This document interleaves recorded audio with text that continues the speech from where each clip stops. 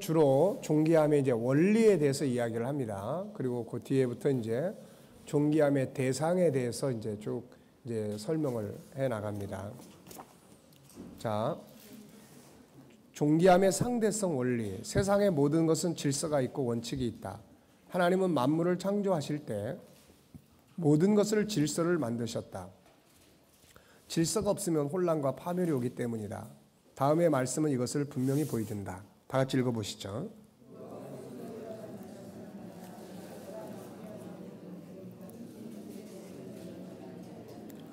네, 주야와 맺은 언약, 천지의 법칙, 이게 정해져 있는 거죠. 인간의 불행은 바로 이 정해진 원칙을 무시하는 데서 나온다. 자동차가 정해진 원칙을 무시하고 반대 방향으로 주행한다면 어떤 결과가 올까요? 네, 천국 가는 거죠. 지옥 가는 거고. 창조의 질서는 행복의 질서다. 그러므로 우리는 이 질서들을 바로 알고 그것을 지키는 훈련을 해야 한다. 행복과 성공은 이런 삶에 대한 결과적인 산물이다. 많은 창조의 질서 중 하나가 상대성 원리다. 이것은 아인슈타인이 설명한 물리적인 것이 아니라 사회적인 것이다.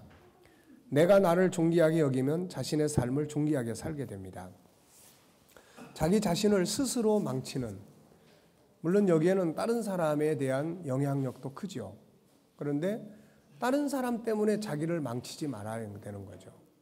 네, 다른 사람 때문에 자기를 망치지 말아야 되는 거예요. 왜 원수를 갚지 말라고 합니까? 원수 갚다가 자기가 망하기 때문에 그러는 거예요. 네, 그러니까 이게 상대성 원리입니다. 내가 나를 존귀하게 여기면 존귀한 인생을 살아요. 근데 내가 나를 아무렇게나 팽개치면서 세상 원망만 하고 팔자 타령만 하고 이건 안 되는 거예요. 자기 삶에 대한 자기 책임도 있는 거죠. 상대방을 존귀하게 여기면 상대방도 나를 존귀하게 여긴다. 내가 만물을 존귀하게 여기면 만물은 나에게 아름다운 결실을 돌려준다.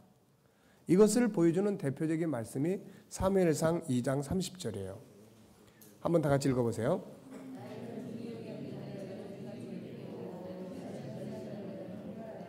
네, 물론 이 말씀은 엘리 집안에 대한 하나님의 말씀이에요. 그렇지만 이 말씀 속에는 모든 깊은 원리가 들어있어요. 존중히 여기면 존중히 여기게 된다. 상대성 원리예요. 내가 존귀하게 여기면 상대방도 나를 존귀하게 여긴다. 그래서 예수님께서도 대접받기 원하면 먼저 대접을 하라는 거죠. 이게 먼저 하라는 거예요. 존귀함의 상대성 원리의 실현 현장, 아까 이거 설명했었죠. 곧자로 한상숲의 이야기. 이 주인이 이 버려진 숲을 자기가 가서 개간하고 개발해주고 존귀하게. 그래서 존귀함의 의미 중에 하나가 뭐예요? 12가지 의미 중에 하나가 뭐예요? 네, 존귀함의 12가지 의미 중에 하나가 개발해주는 거예요. 개발해주는 거. 네, 내가 상대방을 존중히 여기면 상대방을 개발해 줄 수 있어야 되고, 또 내가 어떤 환경을 존중히 여기면 그걸 개발해 주는 거예요. 발전시켜 주는 거예요. 그러면 그것이 나한테 어떤 대가를 지불해 줍니다. 이 대표적인 게 이 동네 여기에요. 이거. 그래서 이 사람이 개발하니까 이 사람이 뇌졸중으로 쓰러진 사람인데 건강 돌려주죠. 그 다음에 지금은 먹고 살 수 있는 물질도 돌려주죠. 이런 결과가 오는 거예요, 이게.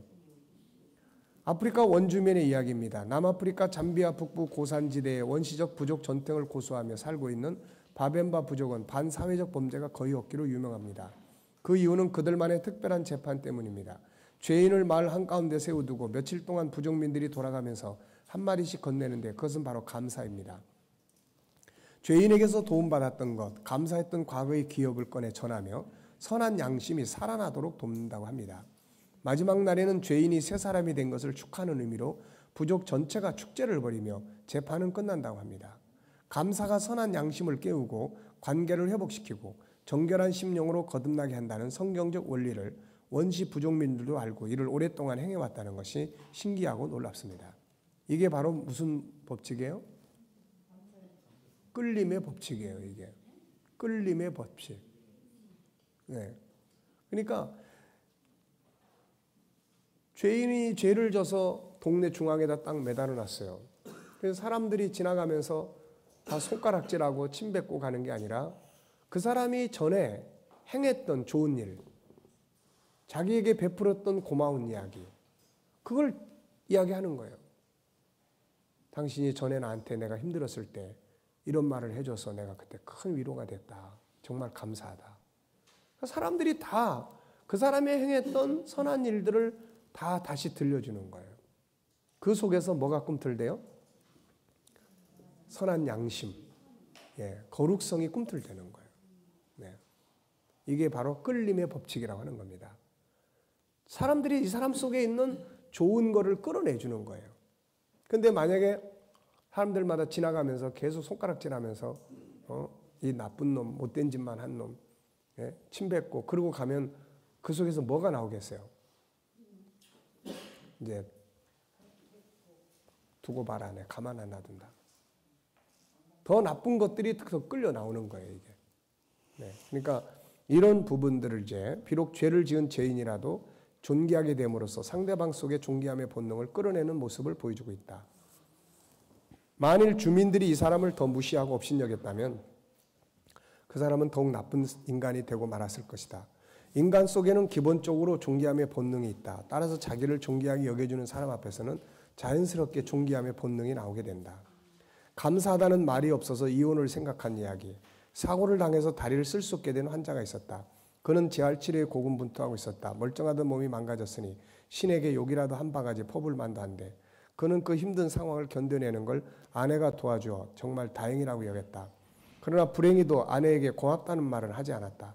아내가 떠나지 않고 자기 곁을 지켜준 것이 엄청나게 고마웠지만 말이다. 그는 아내가 자신에게 얼마나 큰 의미인지 한 번도 말하지 않았다. 그는 아내에게 화만 냈다. 자기가 얼마나 분노하고 있는지만을 이야기했고 아내가 자기 곁에서 지켜주고 사랑해주는 것을 얼마나 고맙게 느끼는지를 이야기하지 않은 것이다.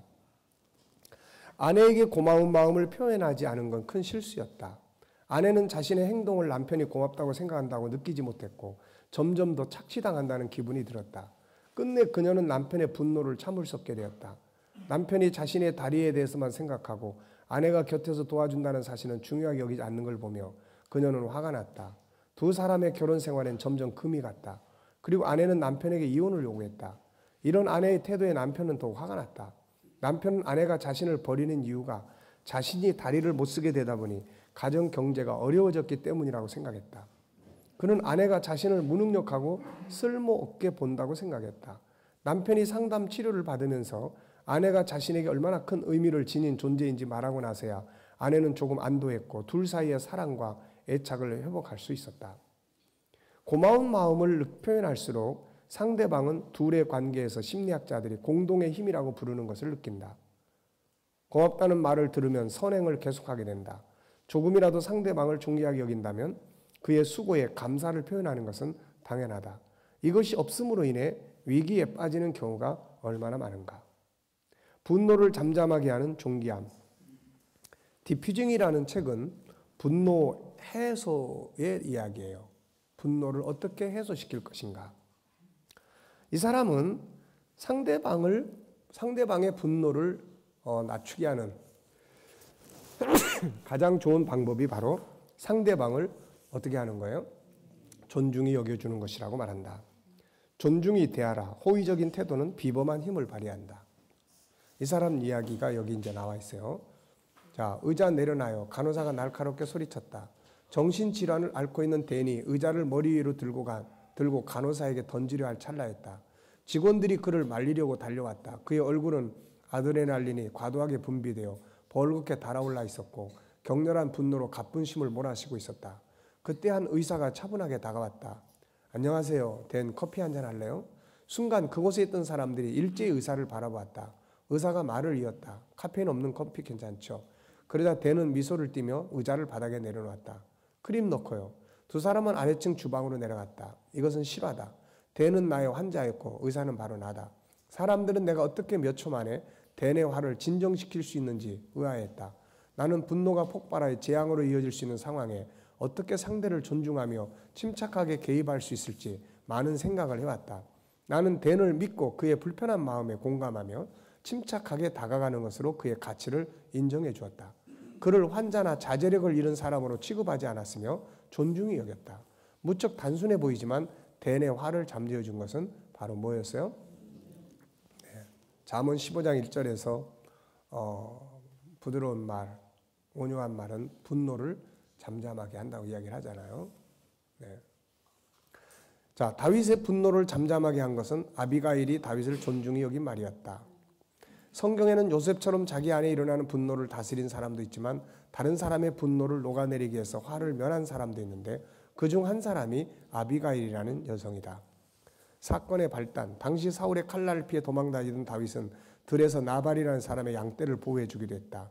그래서 그 지역을 거쳐갈 때 그는 나발이라는 사람에게 먹을 것을 부탁했는데 나발은 그를 무시하고 다윗의 요청을 거절해버렸다.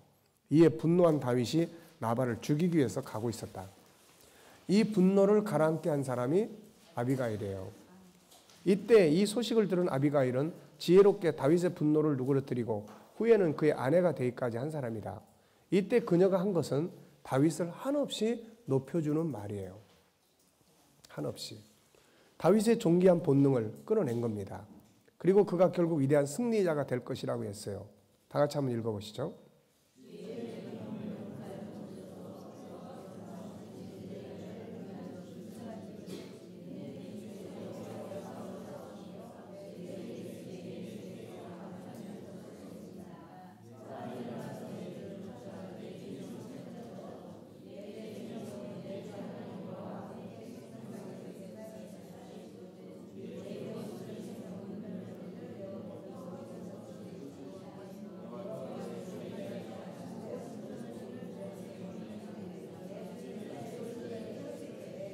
네. 자, 이 내용을 보면 어떻습니까? 이런 말을 들으면 우선 허물을 자기 허물로 돌려요. 네. 그 다음에는 다윗을 주라고 높입니다. 그 다음에는 다윗을 선한 사람이라고 이야기를 해요. 그리고 다윗이 이스라엘의 곧 이스라엘의 왕이 될 것이라고 이야기해 줍니다. 다윗의 존귀함의 본능을 끌어낸 거죠. 아비가일의 남편 나발은 다윗을 무시함으로써 분노를 끌어냈지만 아비가일은 다윗 속에 있는 존귀함을 끌어냄으로써 다윗의 분노를 잠재울 수 있었다. 결국 다윗은 그녀의 지혜를 칭찬하고 돌려보낸다. 내 지혜를 칭찬할지며 내게 복이 있을지로다. 오늘 내가 피 흘릴 것과 복수하는 것을 네가 어떻게 했어요? 막았느니라. 이게 지혜고 이게 능력이에요. 이게. 네. 허물을 자기에게 돌리는 모습, 상대방을 존중히 여기고 그를 높여주는 모습, 이런 자세들이 상대방의 분노를 누그러뜨리는 역할을 하고 있음을 볼 수 있다. 진정한 사죄의 모습, 미안합니다. 이것은 상대방의 분노의 불을 끄는 신비한 약이 된다. 결국 앞서 지적한 대로 분노할 일은 누구에게든지 언제나 발생한다. 그러나 이것을 자기에게 유익하게 만드느냐, 재앙이 되게 하느냐의 선택은 자기 자신이다. 존귀함의 본능을 끌어내는 것은 분노를 잠재우는 강력한 힘이 되는 거예요. 존귀함. 존중히 여겨주는 거. 자, 그래서 이 뒤에 12가지 하나, 둘, 셋, 넷, 다섯, 여섯, 일곱, 여덟